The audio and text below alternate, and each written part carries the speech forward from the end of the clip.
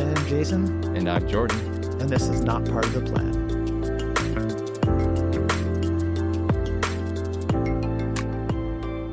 You joke, but when I was in BlackBerry support and I learned nothing for 3 months, that was like the number one thing we started with. Wait, you did BlackBerry support?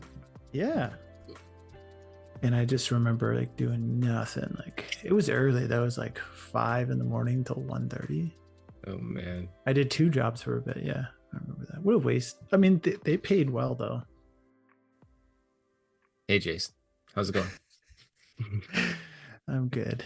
We never really know exactly how to start these things, but No, it's probably the hardest part, yeah. like the beginning part. Back to work after the long weekend. Yeah, it's a bit compressed. Got a bunch of stuff on the go, but she had my manager coming over for a day to spend the day with me. So Okay. looking forward to that. But That's a good thing. That's not like a boss coming to spy on you or anything like that. no, it's very good. When I lost a lot of business earlier this year, she is my direct manager, and she said, I'll come and spend 1 day a month to help you gain new business. And I said, heck yes, let's do it. So she's Cool. coming. She's there to support me. Yeah. She never says she thinks of herself as my boss because I own the territory. I have Right. a lot of respect for her, and I like her quite a bit. So looking That's forward good. to.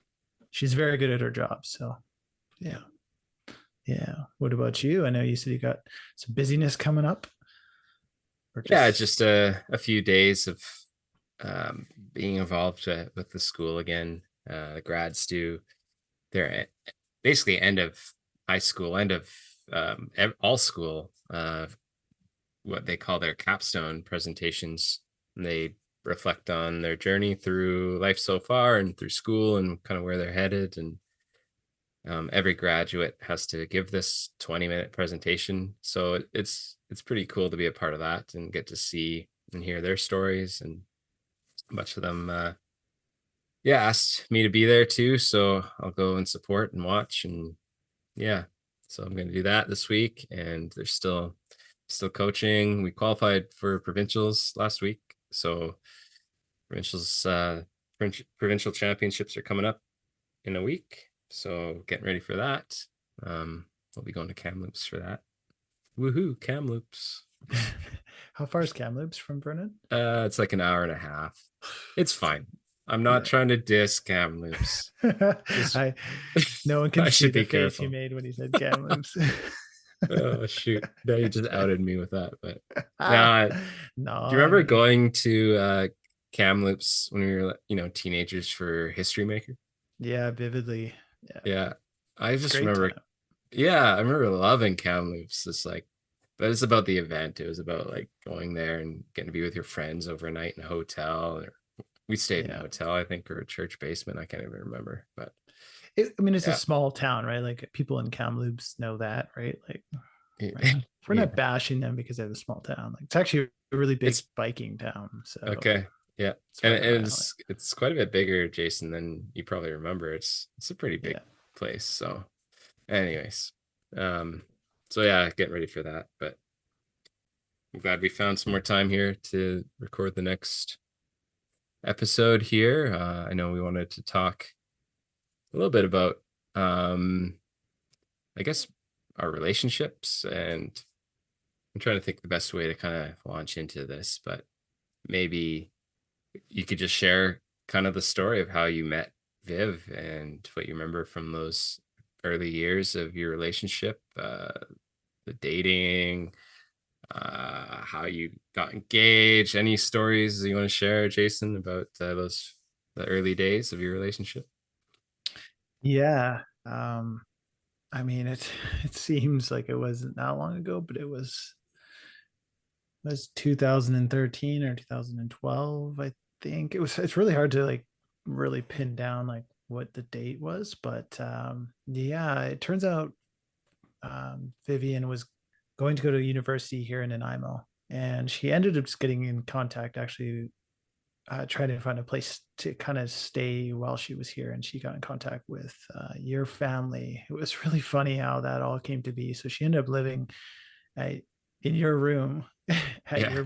at your parents' place while Yeah. she went to school, and yeah, and To she be clear, I was you off weren't at there. Yeah, university. Jordan was not there. Sorry, I Yeah, should have been clear. I Yeah, but coming home at like summer break, or I guess she would have been home too, but coming home, yeah, I couldn't use that room for a little bit. So yeah, yeah. and she always felt bad too. She's like, I'm Oh using his yeah. room. That I'm was like, ah, fun. he's fine.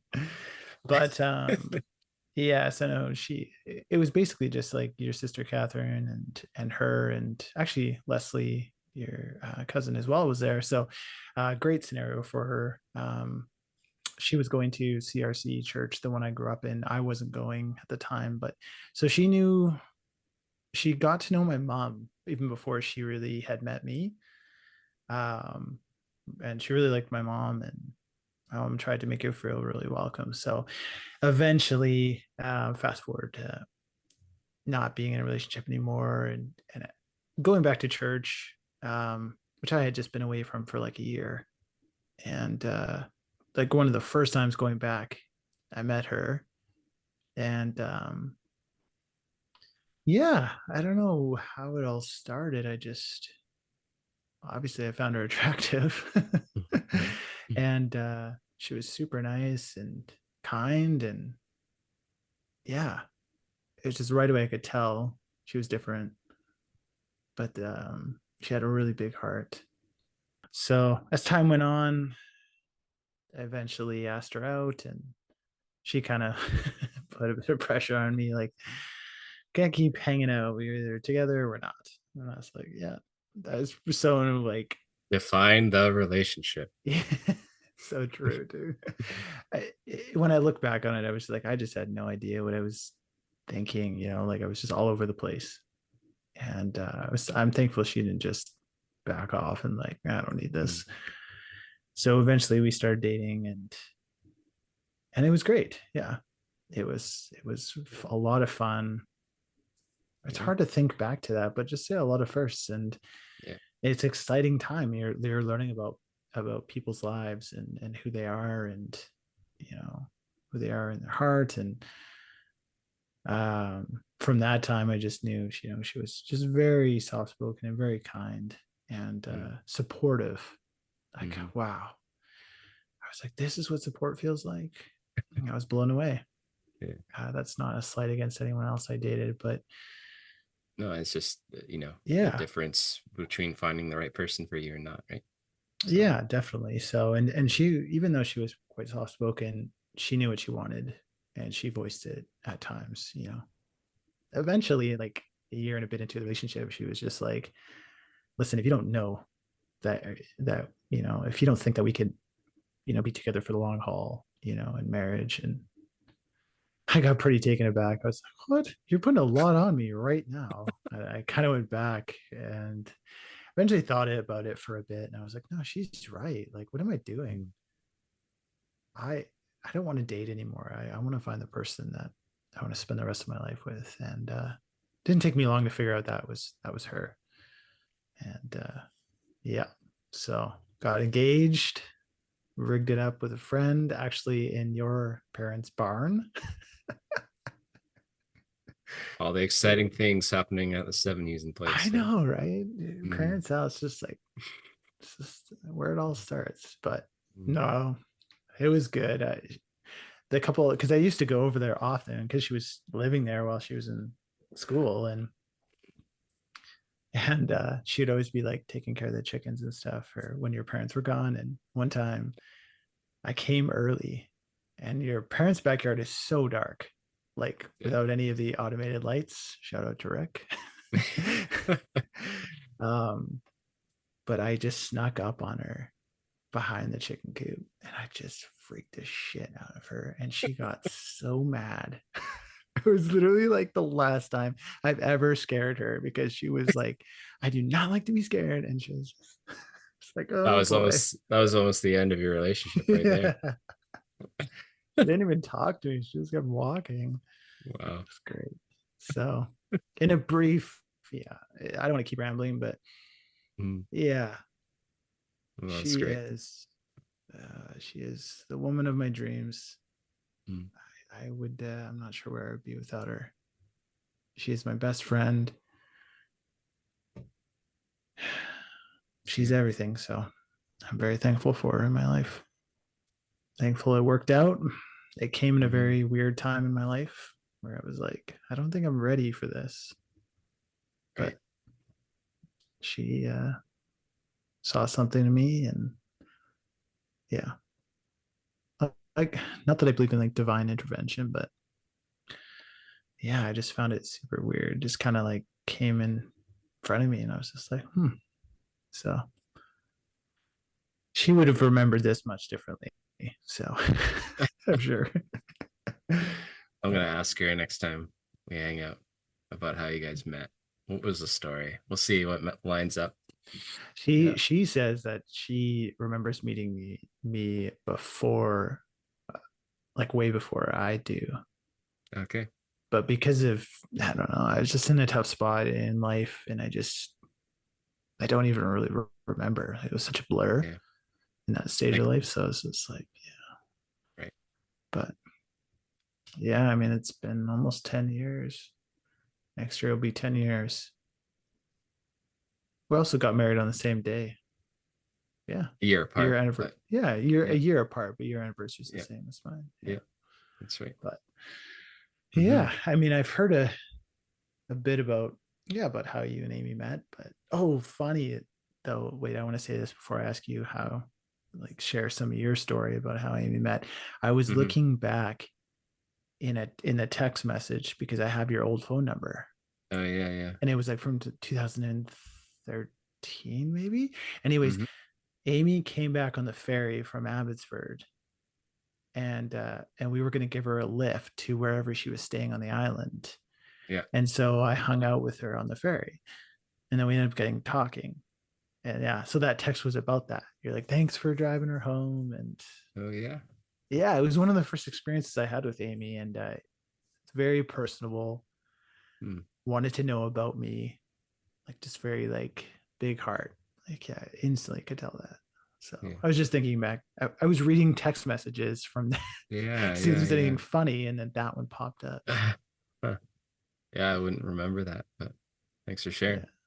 yeah, it's like Yeah. right drilled into my mind. So Hmm. yeah, Yeah, a lot of kind of what you're sharing about this spot of life you're in. I kind of resonate with some of that too, like where I was at um, when I met Amy. I met her in Edmonton, and so we were both going to Kings, and yeah, we had different ways of remembering exactly when we first met. I've always shared that like it was over a game of Dutch Blitz in the university common area. I was just like, hey, I want to play, and she was playing with some other people, and I remember thinking like, whoa, she's fiery, like Dutch Blitz, like bring the fire out. And also that she was cute. And anyways, and then later on, like she always said the first time she remembers meeting me is she brought a whole bunch of leftover burger patties to our apartment. Um, she was on like the student association, like student council, and so it would help with these events. And she had like a whole tray of probably like 20 burger patties. And she had was friends with one of my roommates, and so she brought it to our apartment, and I answered the door, and I was like, sweet. Yeah, we'll take the burgers. Sure. So, anyways, that's how she remembers first meeting me. But after a couple months, we started to become friends, and we were hanging out a lot. And it was very similar of like, okay, we got to figure out what we're doing here. And I kind of stepped back. I was like, I don't know if I want to date. And that like pissed her off completely. Like she was so mad at me. Like we've been spending every day together. We've been hanging out, like creating this emotional bond. And now you say you don't want to date me? Like, what is going on? And so kind of similar, like she was so like kind and compassionate and generous, and then had this side of her like when there's something unjust or not right or whatever, like she would let you know, and there's that fire to her that right away stood out to me like in a positive way, because I don't think I'd ever fought with anyone, any girlfriend before, but it didn't take long for us to kind of get into some of these things, like to, she just was always willing to push back if she didn't think I was doing something right, or anyone. It wasn't just me, but like she didn't have a problem standing up for herself or standing up for what was right. And yeah, I really appreciated that about her, of course. And so that's how we met. And yeah, we started dating, and about a year and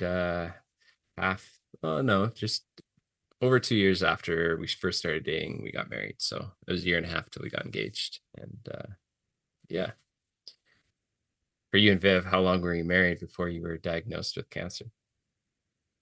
It would have been, well, June. Was it June or July? Oh, this is bad. On the spot, trying to remember my. Like, are you trying to remember your anniversary? Yeah, it's the Uh, 11th. let's June restart. We'll cut this part out so that 11th. Viv She doesn't. knows. It Okay. doesn't even bother me. She's forgotten my July birthday. I July apologize. 11th. Yeah. July. Oh, July 11th. okay. I was thinking Yeah. June 11th for some reason, but it's on my phone 7/11 as a day. reminder. Oh, yeah, yeah. So July 11th, 2015, and then I was Mhm. diagnosed in April 2018. So So just under just, 3 years. just under Yeah. 3 years. Yeah, it would have been. But it was also like I bought a business 3 months before we got married. Oh, yeah. Yeah. I So, have that my notes too. so yeah, like those first 3 years of marriage, say, Mhm. Tough um, years. yeah, tough, not because of cancer, obviously, but just, I mean, I think most Changes. marriages, are at the beginning, you might, I don't know, I can only speak for myself, but yeah, the first couple of years, you're trying to figure it all out and figure each other out still, and figure out this whole marriage thing. So when there are other stresses on your life, like getting a business going or those sort of things, um, yeah, I'm sure there were some stressful times Yeah. for you.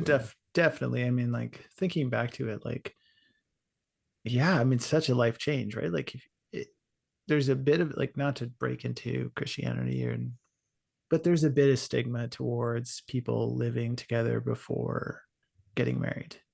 Mhm. That's a very common thing I'd say in the CRC world or the kind of the more right side of Christianity. I think most people would agree with that. Um, so it's like you don't live together before you get married. You get married, then you live together, but it's a giant change.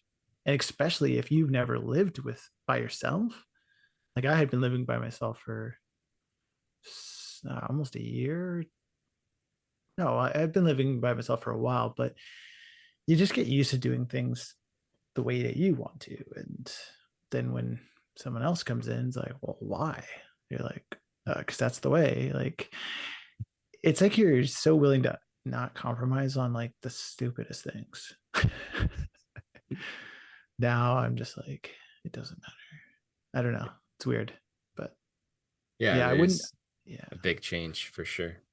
I wouldn't suggest like everyone suggested it or said to me like, don't buy a business then get married. Like that's way too much in 1 year. I was like, I got it. Like, no, can't tell me what to do. And then, oh my goodness, it was just a lot, like a big change. So Yeah. yeah, I wouldn't recommend it. But Would you say that you were anything in those first 3 years of marriage prepared you for the bombshell that was cancer? Or was it going to be hard kind of no matter what? Like, say you had been married 10 years before that, would that maybe have been different or not? Or, I think it would have made a big difference had we been like 10 years in. But again, that also would have brought up like if it happened now, well, Malachi is here, our baby, it's like, holy, that would be even harder to deal with. So I think it yeah. would bring, it wouldn't make it better or worse. It's hard to kind of like pinpoint that. I think later on brings different struggles, and earlier on, like, I think there's always going to be struggles. There's always going to be like a learning curve when you have a major illness dropped into your lap. Hmm. Um, but Yeah. It's not like your marriage would have been stronger and therefore would have been easier to walk through. it just maybe would have been different. Yeah. Yeah, and I mean, for some reason, I mean, Viv was just finished school to become a nurse. And so it's not like the timing was perfect, but it was almost like, she had a job lined up, but then they were like, don't worry, like go and tend to be with your husband. Your job will be there no matter what. So it was almost like maybe that would have been a better time where she wasn't just fully into her job. I don't know. When we look back on it, it's like, yeah, it was going to be tough no matter what. Yeah. But the way Viv said it to me, it's just like, well, nothing mattered. Like you were the only thing that mattered. You getting healthy. Because I was asking her, like, it must have been so hard, like challenging. She couldn't really celebrate finishing school. Like this cancer diagnosis really put a huge damper on that. But she's like, she just turns around and she's like, no, it's fine though. You were the most important thing. I did what I had to do. So I was like, wow. And I think she would have done that if it had only been 6 months of marriage, or if it had been 30 years of marriage, right? Like no matter what, the timing of how long you've been married wouldn't have changed the way she responded to you. Yeah, no, 100%. Yeah. And yeah, I mean, it speaks to the choice of love and something I very much believe in. Like when you decide to make that commitment to get married, I think you're deciding that choice of love each day.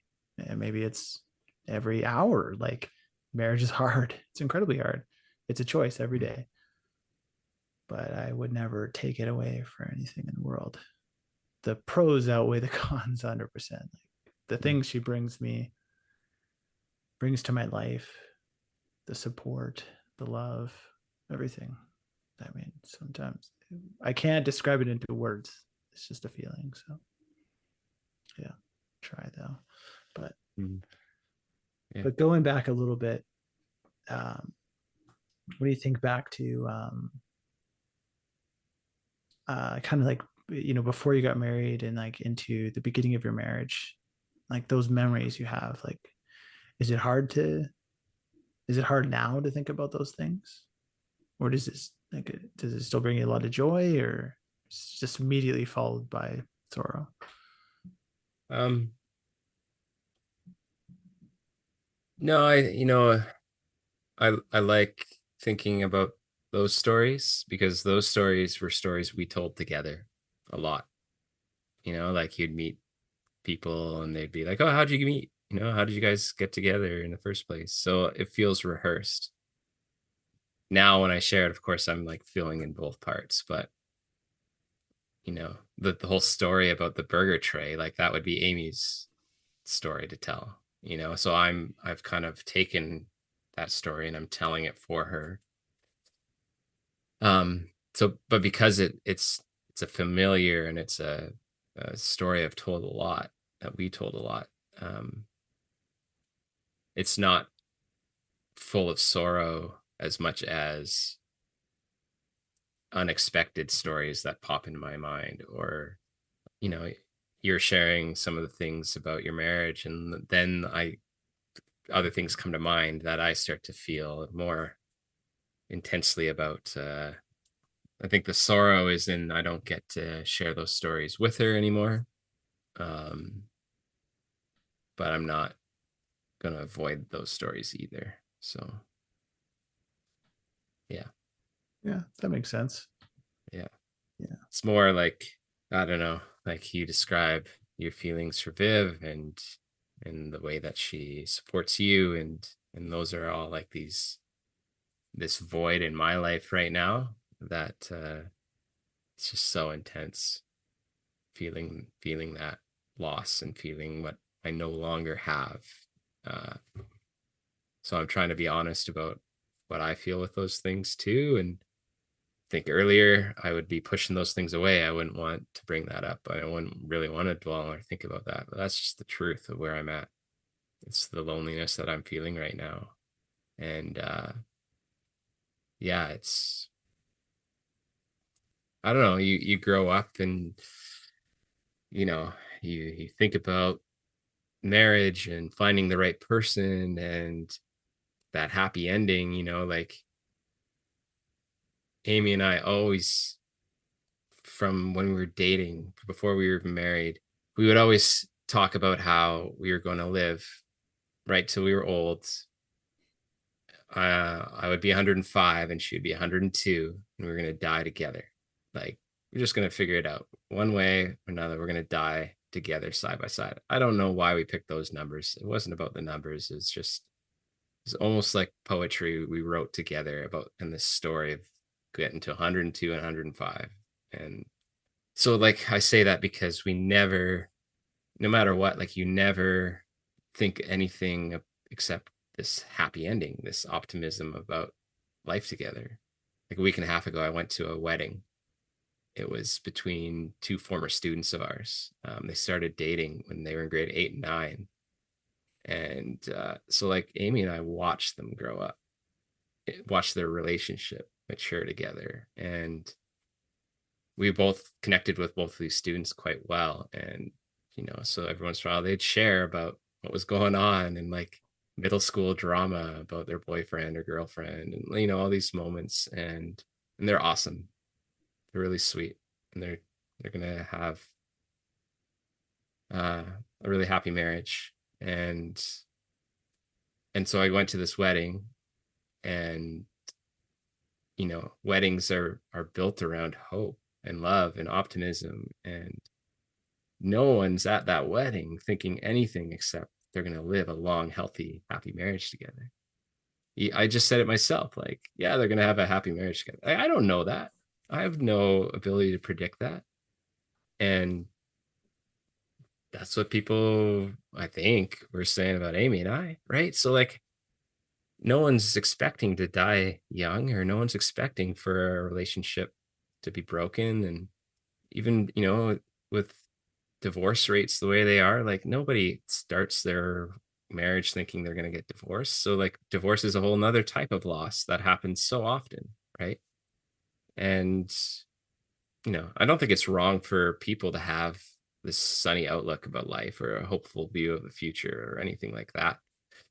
I think it helps us to cope with the tragedies that are all around us. Like, we're not meant to live life always thinking the worst case scenario. But, I feel a little bit like I'm that reminder to people. Like, when I'm around people, they can't see me without thinking about how all of our earthly stories are going to end in death. So I'm like this harbinger of death in a way, or just the thinker, or I make people think about that. I remind them that nothing's guaranteed in this life. And I don't know, I don't want to avoid people because of that, but, like, it's hard to enter into social settings without feeling like I'm bringing people down around me. Or even being at this wedding, right? Like, this young couple, I don't know, when they look at me, do they think like, hey, this could happen to us? Like, I hope not, but yeah. I don't think so. I think that that couple that knew you and Amy together were like, man, I hope I have any amount of love and, hope that they had in their marriage, like, They told me as much, like, that they always looked up to us in our marriage and wanted to have a marriage or a relationship like ours. So yeah. mhm, No, I know yeah, that's true. Yeah. yeah. But again, right? Like, I'm not going to say that's not true because I often think that. Yeah. I think about that a lot, Jason, when we talk. Like, as a cancer survivor yourself, right? Like, what does my presence in your life make you think about? To make you think about death? Maybe that's too hard a question to spring on you right now, but Yeah, I know. Under a minute. I was like, damn it. We're going to say that in the next. okay, let's take a break. We're gonna come back, and Jason's gonna answer whether or not I make him think about that. Just dive right into that one. All right.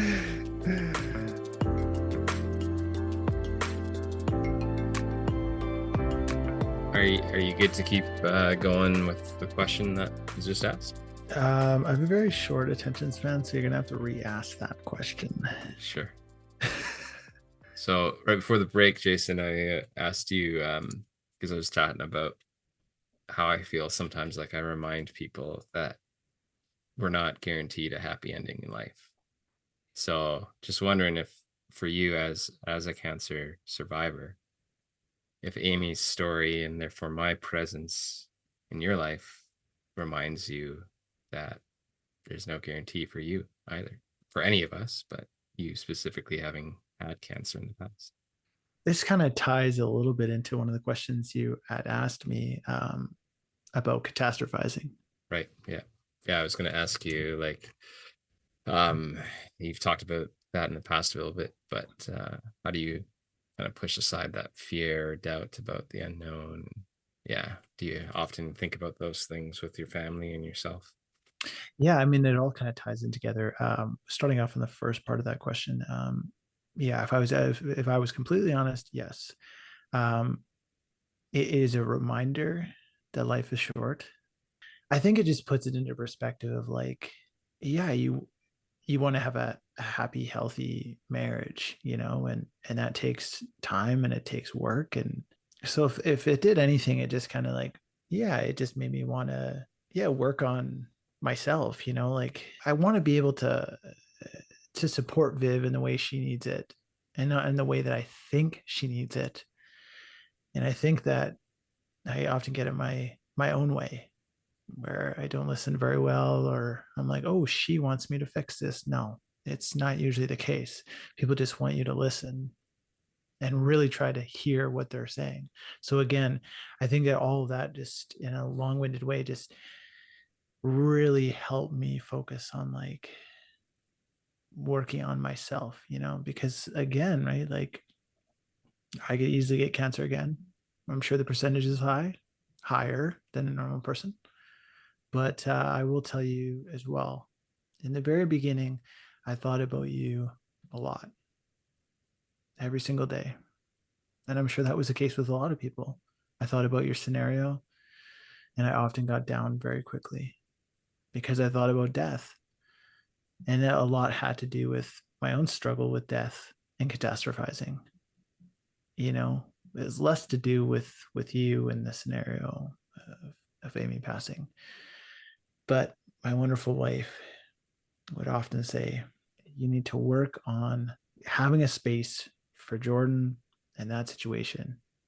It can't be all the time because I think it can not pull you down, but for me, it was definitely like somewhat of a trigger for catastrophizing, where then I'd be like, well, dang, what if I lose Viv?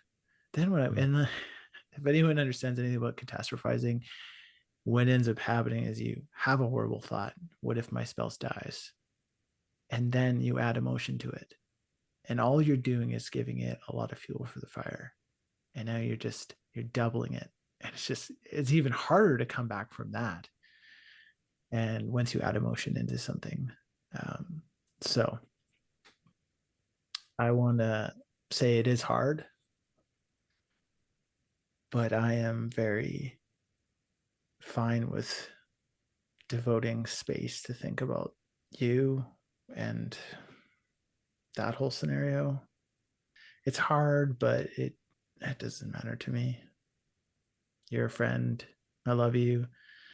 Yeah, all that space. Yeah, it's no problem. But of course, I have to have boundaries in that too, Yeah, right? yeah, of course. I have to do what's right for me and my own mental health. And yeah, if something is a trigger, then in some Yeah, ways I need to, yeah, just create that healthy boundary. Don't need to of think about it course. all the time. But some parts of me feel bad, right? Not bad, but like I feel like I can take that on. Like that's showing some sort of love. But I think, and I'm sure you would say this, like you would want me to do what's right for my mental health. Definitely. Yeah, exactly. So So I'll um say it's like it's really hard for me to hear kind of what you're sharing and not think that I'm a burden on you, Mm. even if I know. that's not what your main thing you're trying to say is, because you're saying like you do have that space for me. And also like, of course it's gonna weigh on you. Of course it's gonna be tough with your own mental health. So it's like I don't want to push myself into your space and then you suffer because of it, you know? I don't want to do that. No, and I appreciate you saying that.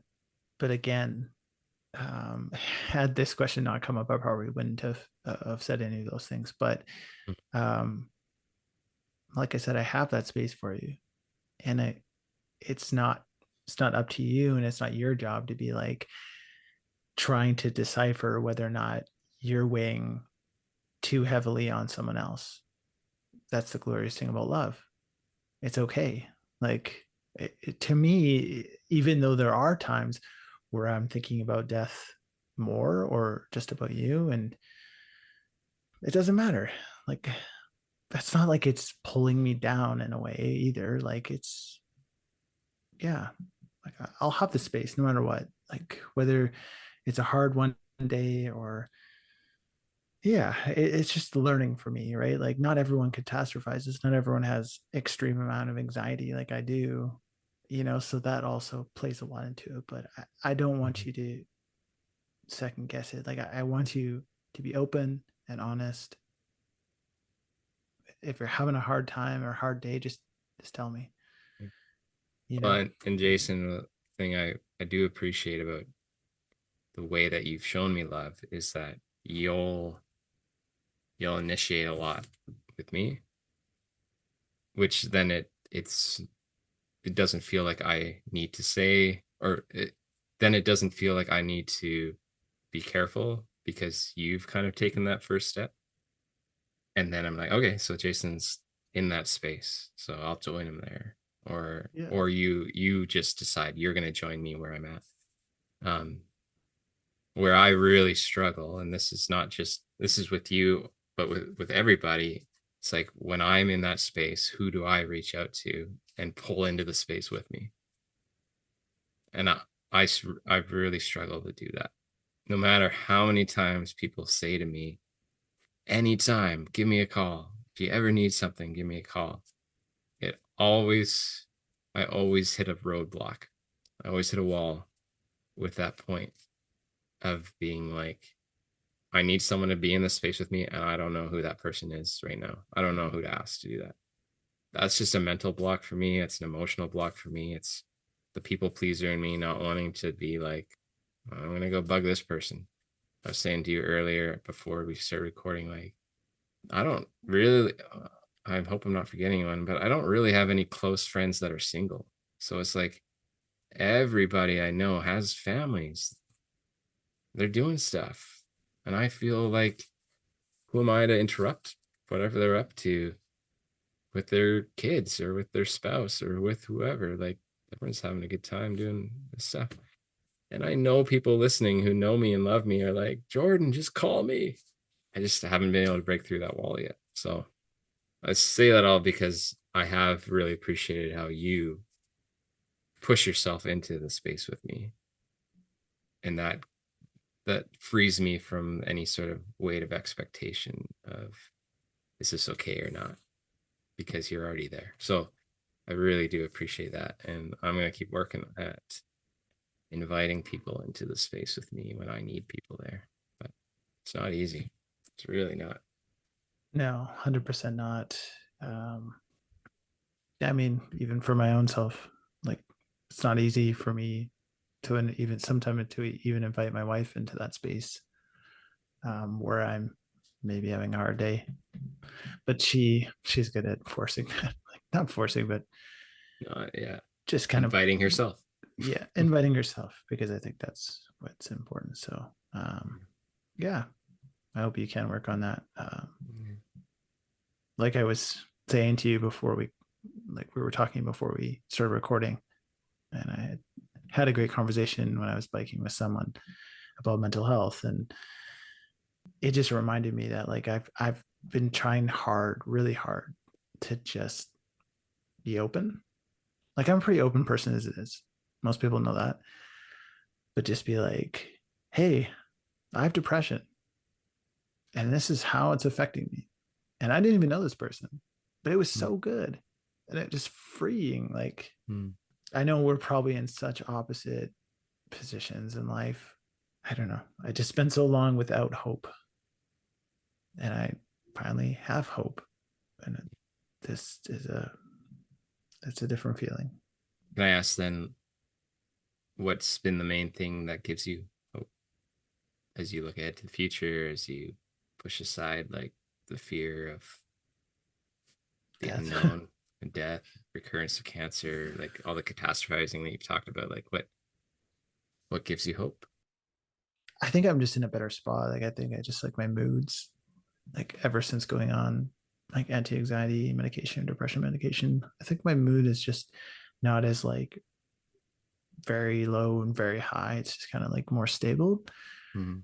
So I haven't felt myself like really go down into a funk where I still have modes where I'm catastrophizing. Like I think that'll happen all the time, but I think I'm just like being intentional about, yeah, like having that conversation. Like I could have just shut it down real quick and not continued it, but I chose to do that because I thought that was important at the time. Yeah, I guess I'm just happy. Mm. And of course I have moments of despair and anguish and pain. But at the end of the day, my boy, seeing my boy Malachi smile, spending time with my wife and my family, talking with you, my friends. Yeah, I just don't need much else. Yeah. I mean, Malachi is coming up on a year. I guess he's like 9 months or something He's ish. 9.5. Yeah. Okay. Have you, yeah, just like having him in your life, like provide you with this extra hope and energy, even with the responsibility that baby comes with. But yeah. Yeah. I mean, I'm glad I have Viv. But again, right? Like when I come home and have had a real hard several weeks with the business, breakdowns and so much frustration. And then I come home and he's just smiling his head off, looking at me. And I'm like, Mm. he don't care what's going on. Mm. There's Mm. simplicity in that, like, and I love that. Before I was like, it was taking my time up where I didn't have as much time to myself. And now I'm just like, heck yes, we're going to the pool. We're going to the Mm. beach. We're just going to chill. There's simplicity in that. And I love that. Mm. I think there's just more simplicity in life. So that gives me a lot of hope, but Yeah. there's a whole other side to that too. Yeah. I mean, there's probably a very specific reason why I've been catastrophizing for so long. Like I lost my dad at 3 years old. Like that's a whole other story I'm sure we'll eventually get into. But for a long time, I thought like, well, why do I have this fear of death so vividly in my mind? But it's like, obviously I grew up without a dad. Like I was so afraid that my mom was going to be taken from me. Like it was very drilled into me, that trauma from very very early age. So Yeah. We'll have to dedicate some time if you want to share more of that story, but maybe in another episode, hey, we can talk more yeah, about that. But yeah. yeah, Yeah, I know. yeah, That totally makes sense, right? Why that fear would exist with all of this. So just want to circle back to like you were sharing about the simplicity of life, and I think one of the things about for Amy and I that changed after she was first diagnosed. So that was also, it was about 3.5 years of us being married, and then she was diagnosed. And I'd say for that first year afterwards, it was really tough. Not not even like the physical challenges of going through cancer, and that, but then the mental health side of things too, because trauma brings up other traumas as well. And And Amy started to, I've talked about that before, but started to accept some help um, from the mental health side of things, just because there were resources through the Cancer Center, and they made it really accessible to receive that help and support. So I really, really think they do tremendous work there and supporting families that are going through tough things like that. Um, but I would say like our marriage in the last 5 years was way happier, way, if that's your measure of success, I don't know, but like just it was more fulfilling. It was a better marriage than before cancer. And part of the reason for that is your priorities of life just change so dramatically when you've gone through something very difficult that reminds you that, yeah, life is short and that there's no guarantees of these things. And we just lived in a way that it wasn't perfect. Like, I don't want to pretend like it was always good. There were hard things too. And like any marriage, we had to work through things and work on things for each other. But we also prioritized things that we probably wouldn't have otherwise. And, we never had kids. And some of that was choice. And then later on, it wasn't by choice, but never happened. And I don't know how to feel about that, honestly. Sometimes I think that was great because we did get to spend all our time with each other, on each other. We were each other's priority, like all of that. And if there was a child now, like how difficult that would be, as you experienced, to grow up with a single parent and losing a parent at a young age. And then there's a huge part of my heart that's just like, I don't know. I don't want to dwell on that too much of the what ifs and stuff, but like any child of ours, just having part of Amy in her would just be a gift for me and something for me to love. Something for me to love. I don't like how I say that, but like, yeah, it's the truth, I just, Mhm. yeah. So those are the things you can't control all the time, and that didn't happen for us. But yeah, I guess I started by saying we had a great marriage the last, after we went through cancer for the first time. We really simplified life and stopped worrying about the little things so much. And I don't know, there's some beautiful truth in how to live life, I think, in that story.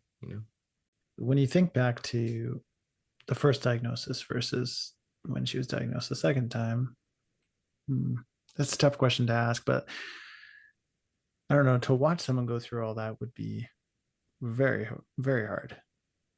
Um, but like, do you feel like you were more emotionally ready to take on the second diagnosis, like versus the first? Like, you were probably a very different person. Like, were you a different person from the first diagnosis on to the second? Obviously, like it was like what, 6 years? Yeah, it's 5.5 years in between. Like, how did you keep it together? Like, I don't um even. I don't know. I don't know if I did. I mean, I think you said how Viv told you like her only focus was on you, Hmm. right? So I mean, that's kind of what kept me going. The only thing that I ever really thought about or cared about or wanted to do was support and love Amy. um to me, though, those the two times are just completely different. They're completely opposite. The first Hmm. time, I don't know, I was very hopeful that it was going to be okay, and I had genuine hope that it was going to work out, that it was going to be treated and it wouldn't come back. And like for 5 years after that, that was true. Like it didn't come back. Mm. And I had almost stopped worrying about that coming back, honestly. I think I like almost was just because the doctors were telling us, like, yeah, it's really good. Like, go have a family. Nothing Mm. is, you're cured. It's great. Amy always had that fear. And I don't think it's possible not to have that fear when you've gone through it yourself. But I was always more optimistic, and it was not coming back. And then when it came back, this is really hard for me to talk about because it still feels so fresh and everything. So I'm not going to tell a full story with it all, but like Amy basically got the phone call from the oncologist. Like we had already heard the CT scan didn't look good. And then I wasn't at home when she got the call from the oncologist. Oh wow. And he told her on the phone, like, it's back, it's bad, and you aren't going to survive this. Oh wow. Like she's on her own getting that phone call. And I like rushed home. I don't know. Like that was what we were told. Like she Mm. asked him, like, am I gonna grow old? And he said no. So like just the complete difference of the Yeah. first to the second time where I don't know, there was never like I had to continue to try and hold on to hope for Amy's sake. You have to. Like you can't give up in that situation. So you do keep hopeful through it all, but that was never a reality for us. And so I don't know if I kept it together.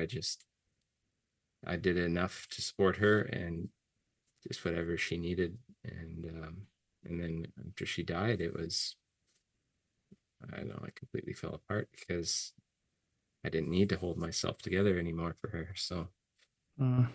yeah, Yeah. There's no thought about it when you have someone you love. You just do everything you need to support them. yeah, yeah. Yeah. I mean I think you were gonna ask me later, like that's one thing I learned about myself or about Mm. our relationship. And a couple thoughts I had was like, yeah, people do anything to hold on to hope. Like even in the face of all the doctors, like everyone's telling us timelines and that it wasn't going to end well. Like it's just impossible just to completely stop.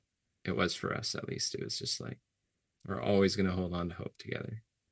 Mm. And then when you wonder sometimes, like how would I respond if someone I love was going through a hard thing, or if there's some crisis, or like you know an emergency. What am I going to do in that situation? How would I respond? When you're not really thinking about it, you just act, right?